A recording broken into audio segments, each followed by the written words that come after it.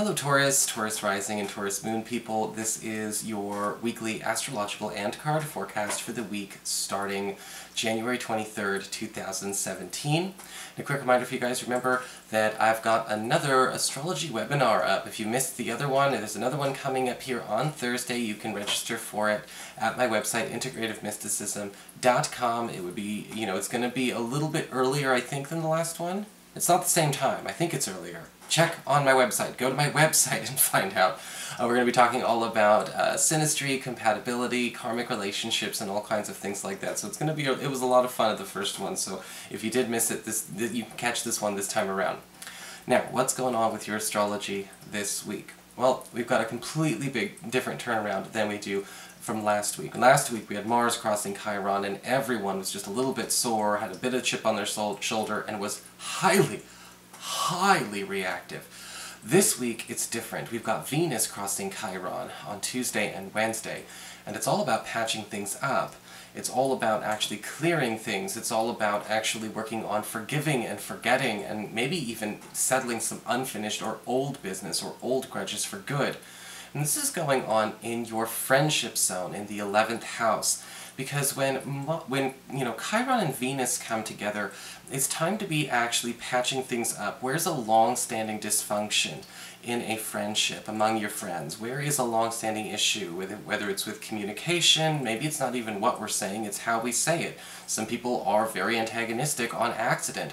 Sometimes it's not even about how we communicate, but it's what a person's bad habits are. Maybe a person has a bad habit of always being a bit of a flake, or maybe appearing disloyal, or maybe kind of, just a little bit weird, and a little bit, squirrely, and we do need to kind of fix that. This has been a long-standing issue with somebody that you're close with. We have a chance to patch it up and fix it in the middle of the week. Later on, we do have Mercury in Capricorn in your 9th house of higher education, travel, government legal proceedings, and multicultural exposure, forming a gorgeous sextile to Neptune in your 11th house of friendships. And there could be travel opportunities or move opportunities coming your way when it comes to either going on a trip with a friend, or perhaps even a friend from a long distance is coming around to, see you. You may even find that a move opportunity with a friend, or a friend may be looking to move in, and this could actually be a really nice turn of events, especially for those of you who've been feeling like it's time to reconnect and get more social. So we have a lot of really good activity going on this week in the astrology, way easier than last week. So what's going on with your cards this week then, we may ask? Well, for your spiritual advice, we do have the card of Otherworld, okay? And that's kind of like the death card of this oracle deck. This is talking about needing to understand where long-standing issues just need to come to an end, and whether if by sheer defiance or denial we have prolonged this problem or this situation in our lives, it's time to actually clean that out. This is a decluttering kind of week. When we talk about the Otherworld card, it's not actually even a nasty surprise. Just like the Death card in the Tarot, it usually does talk about something that we know needs to go, but we're afraid to let it go. And this week you're going to get an opportunity to do it easily, quickly, and quietly. For your Earth sector, when it comes to your work and finances, we do have the Three of Wands reversed. So on the work front, with the Three of Wands reversed, we do want to make sure that we are not having, suffering any technical issues. The Three of Wands reversed can kind of be its own personal Mercury retrograde.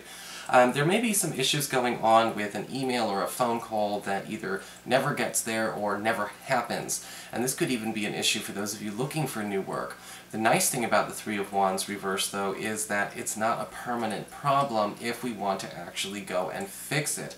But I think that with the Three of Wands reversed, you do want to make sure that just because you don't hear from somebody, whether it's, somebody you're interviewing with, or maybe it's a client or a customer, it doesn't mean they haven't reached out. There is an important technical issue to be taken into consideration. So don't fly off the handle and burn any bridges, but at the same time, don't assume that somebody's completely given up either. For your communications with air, when it comes to your friends, your relatives, and the others in your life, we do have the Eight of Wands reversed. And the Eight of Wands reversed is talking a little bit more about technical misfires, but this time it's happening more in your social life. And this can actually indicate a situation where a friend or maybe a relative, possibly even a lover, is going a bit too far too fast with a plan that the two of you have set in motion. This could be a situation where somebody's getting just a little excited and getting carried away, but they're doing it so fast and so quickly that if it doesn't happen on that timeline, they might end up getting a little bit upset. You know how some people get overexcited and they start doing things before it's really time, you know, it's really appropriate, and so they have to deal with like feeling embarrassed and disappointed at the same time. You know, I think that if you can just kind of help your friend or help whoever this person is curb their enthusiasm, we can avoid a sticky mess here. For your challenge this week with fire, we do have the Page of Wands upright.